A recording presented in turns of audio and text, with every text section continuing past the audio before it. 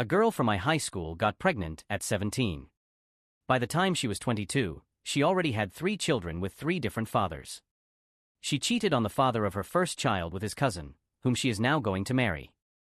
It's a real mess. The girl I knew in high school is about to get married. We are both 22 years old now, just to give you some context. In our senior year of high school, she got pregnant by the father of her baby, who I'll call Adam. Her very conservative parents kicked her out of the house, and she ended up moving in with a friend's family. She barely graduated from high school, and the only reason she managed to do so was thanks to the generosity and support of our teachers and students who volunteered to help her. We were in the same law class in the morning, and she suffered from severe morning sickness, which really affected her ability to attend class. So, I took extra notes for her, helped her with tutoring, and brought her things so she wouldn't miss out on anything before the bell rang. I wasn't the only one who did this kind of thing for her, and I know she really appreciated all the help she received. She had the baby a month after we graduated. She had enrolled in a course to become a 911 emergency operator after high school because it was a stable job with certification and promotion opportunities in our area. However, she didn't realize how intensive the course would be and had to drop out. She started working in a supermarket bakery just until she could come up with a better plan. Adam started an apprenticeship while working part-time at a hockey rink and proposed to her on her 18th birthday because he thought it was the right thing to do. I don't agree with that, but this isn't about me. She always rejected the idea of marrying him. After a while, she started cheating on Adam and eventually left him for another man because she was pregnant again, and it was more likely that this new man, the father of baby B, who I'll call Brad, was the father of the child. Neither of them could afford lawyers, so reaching any kind of custody agreement was a disaster. Then her parents got involved and decided on a 50-50th split, although it hasn't been made official yet. She had the baby, and it turned out to be Brad's, and everything was fine for about 9 months until she discovered that Brad was cheating on her with his assistant. Brad decided to pay child support but really didn't want contact with the child except on holidays and 1 weekend a month for the sake of his parents. She moved back in with her parents, who only accepted her back because there were grandchildren involved. At 21, she was able to take a 1-year course to become a 911 emergency operator and passed with excellent grades. After working as an operator for a year, she met a police officer, who I'll call Chad, who was 26 years old and married. He was also Adam's second cousin. I don't remember how they were related, just that Adam and Chad were somewhat distant. Chad had an affair with her, which apparently is very common among police officers. She got pregnant, Chad's wife left him, and he proposed to her because it was the right thing to do. She accepted, and her parents kicked her out again for being, well, they used an insult. She moved in with Chad and her 2 children, and they started planning the wedding, which given the situation is a total mess. Adam is furious. He was deeply in love with her and hasn't recovered from what she did to him. Although she rejected his marriage proposals years ago, she accepted one from his cousin, who proposed for the same reason he did. Adam has basically called for family loyalty, dividing everyone over who should attend and who should contribute financially. Additionally, they are having trouble planning anything due to COVID-19. Her parents have clearly stated that they won't go, as has half of her family, and her younger sister has been sabotaging the plans they do make. She asked me to be her maid of honor. I said I couldn't because I now live in a different province, but the truth is, I don't want to get involved in that mess in any way. I'm just watching the arguments and events unfold on social media, because this is honestly the most entertaining thing I've seen all year. It's strange to me that she even asked me because we're not friends. We never have been. We were friendly acquaintances in high school. I only helped her in one class because she needed help, and I could provide it. I was just being kind. But seeing how things turned out, I just feel sad for her 3 kids in 4 years and how she has alienated so many of her friends and family because of her actions. I'm torn between feeling sorry for her and shaking my head. First of all the comments are hilarious. Secondly, I'll answer some common questions. We're from a city of over 400,000 people. She just comes from a neighborhood made up of religious fanatics or marginal people with no middle ground. But the high school we went to was in a completely different neighborhood. Our school had a good sex education course, distributed free condoms, and had resources to help girls get contraceptives. They had programs in place for students who got pregnant or were going to be teenage parents. They also had one of those classes with baby dolls for girls who were at high risk of teenage pregnancy, but she wasn't at risk, so she wasn't in that class. I don't know if the contraceptives simply didn't work for her or if she never tried them. She started pushing friends away after the affair with Chad came to light because people weren't jumping for joy that she had broken up a marriage. Chad and his ex didn't have kids, fortunately, so there were fewer obstacles. When people weren't immediately ecstatic for her, she started getting very aggressive, rude, and calling people bitches on social media for not supporting her new relationship or pregnancy. Honestly, I'm really worried about her health because having so many babies so close together is not good for her mental or physical health. People are also concerned that Chad will cheat. If he cheats with you, he'll cheat on you, and they think she should avoid marrying him so she can leave him if that happens. I'll give updates as they come out, but so far, there are just a lot of shouting matches on social media, mostly from her, some relatives shaming her, and people who are genuinely concerned for her because, as entertaining as it is, this doesn't seem like healthy behavior. As for wedding planning, it's been a disaster. They've had to reschedule 3 times because venues and vendors canceled due to worsening infection numbers, even though their wedding was scheduled for months later. Beth has been oscillating between wanting to have the wedding while pregnant, saying she's proud of her belly, and wanting to wait until after giving birth because she feels fat, which is unfortunate because she's been breaking down due to her insecurity on a public platform. Currently, Beth is 7 months pregnant. Beth's great-aunt was going to give her wedding dress to use after giving birth, but Beth's mother freaked out, stole the dress from the aunt before Beth could get it, and is now keeping it. The great-aunt says she's too old to fight and has just let it go. Chad's immediate family is paying for the wedding and has been cut off by the rest of his extended family for choosing Chad. Beth's wedding colors are pink and green, which is normally a nice combination, but the specific shades don't go well together. They're her favorite colors, which is fine, but she literally made a video talking about these colors for 14 minutes on her Instagram, and both of her children were just crying their lungs out in the background, and she ignored them. She's received some criticism for that. Adam has finally settled into his trade and has now hired a lawyer and is trying to get primary custody and not allow their daughter to attend the wedding.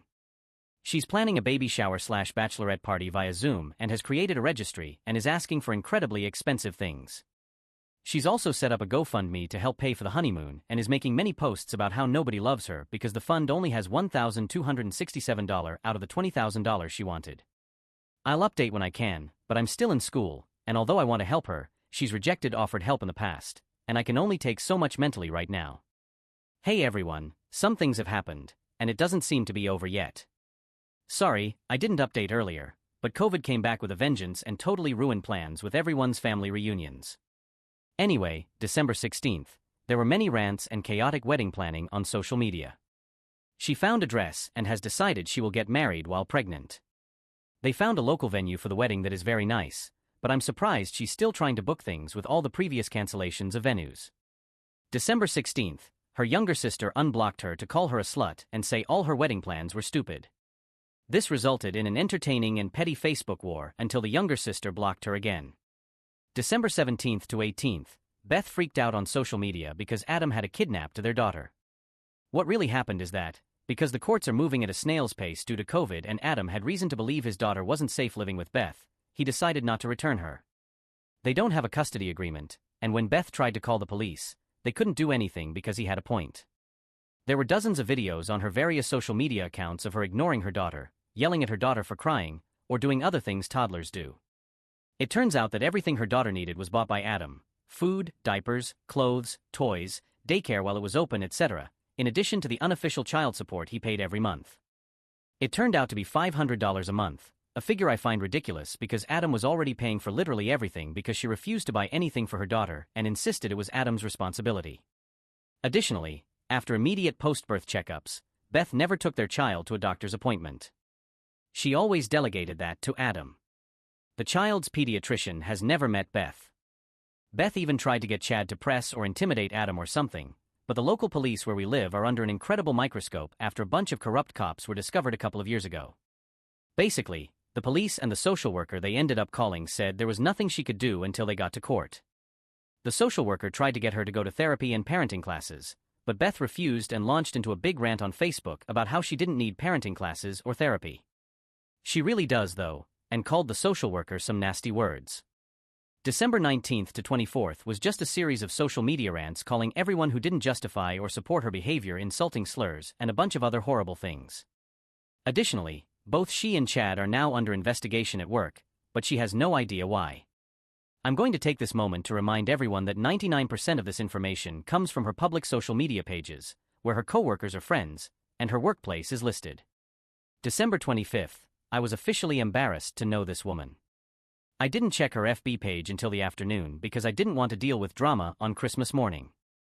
In the morning, she put on a beautiful blue maternity dress, got Chad to put on his police uniform, and got their baby to put on a purple onesie, and then live-streamed her and her family going to the courthouse to get married on Christmas Day. According to her Twitter, part of this was because their last venue cancelled after COVID numbers rose. Overall, a pretty tacky move in my opinion because she said several times very clearly that she intended for her wedding anniversary to overshadow Christmas for her kids because it was much more special. I'm so glad the grandparents are applying for guardianship, but here's the problem. The courthouse isn't open due to COVID for one, but also because it's Christmas, and Canada has a predominantly Christian history. She proceeded to have a total meltdown, and when the baby cried because, her mom was yelling up a storm and scaring her, Beth called her a whore.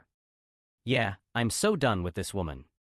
December 28th, I ran into her at a vaccination clinic because we were both getting our booster doses. At first, she didn't recognize me, but one of my former bosses, because I used to work at the hospital where the vaccination clinic was, called my name and said hi. So she approached me after my former boss had left. We talked a little while we sat through the mandatory waiting period after getting the vaccine. She asked how I was but didn't even wait for me to respond before starting to vent and complain about her life. I was just going to sit there until our time was up and then politely leave, but when she started bad-mouthing her kids, something inside me snapped. I just asked her, do you like your kids? Do you like being a mom? She got very quiet for a second, then said no, and her voice and behavior completely changed. We sat in silence until our time was up. God, it was really awkward. Today, December 31st, I just looked at her feed, and this is a shocking what the hell moment. She's thinking of giving up her kids. She talked about how she was recently asked if she liked her kids or being a mom and how she realized she didn't like them, that she hates her kids, and blames them for ruining her life, and how she doesn't want to be a mom. I mean, nothing is official yet, but what the hell? I'll update as things happen now that I have time, but this whole situation has been a giant mess. Also, sorry for any formatting or grammatical errors, I'm not used to using Reddit on my PC. Okay, some things have happened, and most are good. Also, the TLDR of this update will be at the end. January 4th, Beth and Chad stopped posting on all social media. I was really a little worried she had died because this woman posts everything except her bathroom visits. Interestingly, this made people start messaging or interacting with their social media pages because usually she was the one initiating contact, and that contact usually involved yelling. No one heard anything from them until Chad posted a status saying they were fine but busy. Please stop trying to contact us for now. Everyone listened, but it was weird.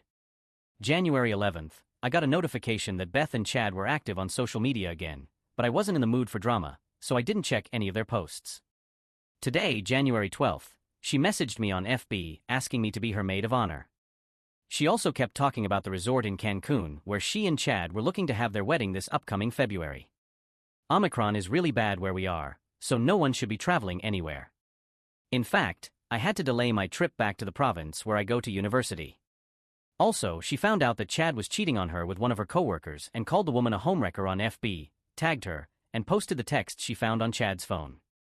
But Chad is the love of her life, so she's forgiven him but not the other woman, which I find very hypocritical considering how she and Chad started their relationship. She also sent photos of possible bridesmaid dresses, and they are the most horrible dresses I've ever seen.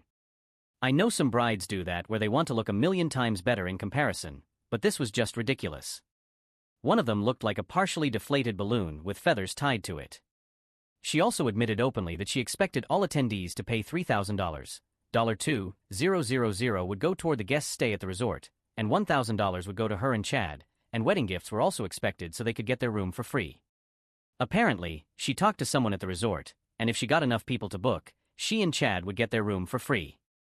She also wanted the money to be given to her instead of directly to the hotel, so people wouldn't realize she was taking $1,000 of their money. Beth sent me a photo of the wedding dress she wanted, and it's definitely a party dress. If that's what she wants, that's fine, and to be honest, I think she'd look great in it, but she wants all the guests to wear black tie attire and has already sent out a list of unreasonable requests like all women must wear heels for a beach wedding, no one can have a baby or be pregnant, girls must have hair longer than shoulder length, guys must have very short hair, only 1 to 2 inches long, no one can be thinner than her. She will provide diets for all attendees based on how she wants us to. Look, she and Chad must have bachelor and bachelorette parties both in Canada and Mexico that must be fit for a king and queen, and both must be paid for by anyone except the bride and groom. That's just tacky. No unnatural hair colors, no tattoos, and no one can speak to her directly. They must speak through the maid of honor and best man. Honestly, there's a lot more, but I didn't feel like writing it all down. She posted the list on FB and Instagram, and people are already calling her a bridezilla. I also found it a bit odd because, apart from the previous conversation at the hospital and when she originally asked me to be her maid of honor, we hadn't talked since high school. So I respectfully declined, saying that the virus and school were my main concerns right now.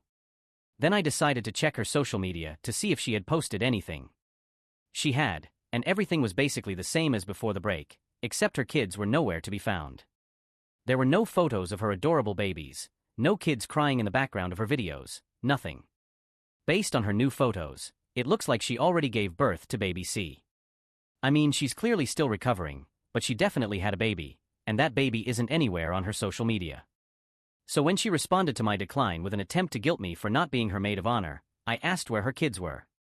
This was her response: "EO, I left them by the roadside on the way home from the hospital.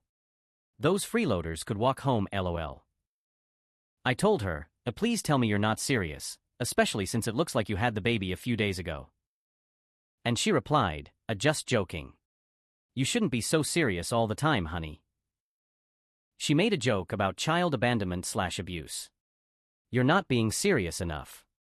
I finally got the update on the kids. Baby A is still with Adam. Beth relinquished her rights. Babies B and C have been handed over to a mutual cousin of Adam and Chad, who is infertile. Honestly, I didn't need that last detail or the 3-paragraph-long rant about how God hates infertile women. I didn't even read it all. I couldn't believe Beth could be so cruel as to even think those things. I checked the FB page of Baby B's grandparents, and they are happy with the new parents of their grandchild. It looks like the cousin and his wife are welcoming the child into the family as another set of grandparents and will allow them access to Baby B. So that's a positive. However, I must stress that due to COVID, the courts in our area are moving at a snail's pace or are closed, so none of this is official. But Beth and Chad have signed documents, and all that's left is to present them to a judge when they can. When I went back to our conversation, she said the doctor she had for baby C gave her birth control and was shocked because after her first pregnancy, she asked her doctor for birth control, but he refused to give it to her. She mentioned that her old doctor was also her mother's and sister's doctor. She ended up asking the doctor who attended her birth to be her new doctor, so I hope that works out. After learning all of this, my conversation with Beth started to go downhill. "Beth, you actually thought I'd leave my kids by the roadside. I just didn't want to be a mother, but I wasn't a bad mom." Me, Beth, I think you've been through a lot of trauma in the last few years, and that's affected you mentally, and you should talk to a professional.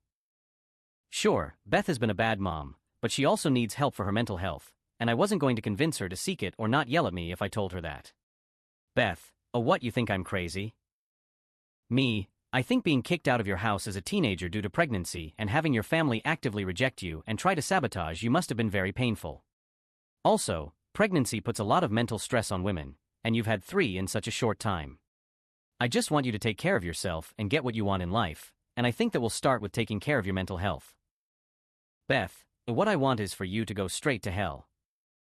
Beth then called me every insult, vulgar and derogatory word she could think of. One of the insults she called me was a derogatory term for people of my ethnicity, and my blood boiled at the thought that she believed it was okay to say that to me. So now I'm on her blacklist. She has been bombarding my social media all day. In her last FB post, where she called me a slur, she said she still expects a good wedding gift from me. Yeah, no. So I blocked her on everything and have decided to cut off contact completely. This will be my last update. Update 3, hi everyone. I didn't think I'd do another update, but here I am. I don't know if anyone will care, but well. It turns out Beth saw this post and didn't care at all because, as I pointed out, most of the information in this post came from her public social media. She also doesn't know who posted it. More on that in the update. I'm still no contact with Beth and have no plans to change that in the near future. But we have mutual friends who have told me and shown me what has happened. First, she and Chad got married but eloped. According to all sources, they are completely miserable. Chad has proven to be a lazy and unfaithful husband in general, and Beth has gotten heavily involved in feminism with a focus on reproductive issues after starting to use birth control and the overturning of Roe versus Wade. Even though we are in Canada, this really caused tension in their marriage because it turns out Chad believes abortion is murder and that God created women to have children. Beth tried to argue that not all women want or should be mothers, using her own case as an example. Chad used her case as an example of why women should be forced to have children because, in the end, she gave children to an infertile couple. Beth did not take that well and said her whole life and future were ruined and destroyed the moment she got pregnant with baby A. Adam was never judged or shamed like she was both at home and at school, which is a fair point. Both I and many others helped and supported her, but there were many people who judged her and said very nasty things. She feels that if she hadn't gotten pregnant, she would have gone to university because she lost the general and financial support of her family with that positive pregnancy test. Chad has created a Tinder account. Beth was informed but seems not to care. There is basically a palpable tension between them. As for her family, her sister came out as gay and has cut ties with her parents. She has a partial scholarship, so she's fine. She and Beth are not on good terms but have acknowledged that their parents harmed them by being religious fanatics and encouraging them to compete and sabotage each other. Apparently, their father's motto is a competition brings out the best in everyone. But they have talked, and that's enough for now. Neither Beth nor Chad have custody or visitation of their children, which Chad is starting to regret because he's getting more involved in the church and religion. Chad talked to Beth about getting baby B and C back, but Beth shut that idea down immediately and warned the cousin who adopted baby B and C officially and legally, by the way. Beth started going to therapy after marrying Chad, which makes me very happy and excited for her. There was a rumor that Chad had a mistress, and it took me a while to confirm it, but it's true. He's cheating on Beth with a paramedic, and she knows. Beth is fully aware of this but seems not to plan on doing anything about it or just continues to ignore it. I hope she leaves him. I still don't plan to talk to her. She crossed too many lines, but she has grown and improved a lot, and her life would be much better without that sack of scum in her life now. I gave some details in my post that should have revealed my identity to her, like the fact that she asked me to be her maid of honor. I found out that she actually asked about 15 girls, including me, to be her maid of honor without telling us about the others because she was trying to get money from all of us and because her mental health has been very poor. Of those 15, 8 were attending school out of the province, and of those 8, we all basically had the same classes in high school. Apparently, Beth doesn't remember our conversation at the vaccination clinic and had a big fight with all the girls she asked to be bridesmaids. She knows it's one of those 8 people and reportedly has no interest in trying to narrow that number down. Chad did the same with his groomsmen, but I don't know the numbers. Dear Beth, if this post reaches you or somehow appears on your screen, leave Chad. He's trash, and you'll be much better off without him in your life. Even though I'm not willing to talk to you again due to your words and actions, I wish you a wonderful and happy life.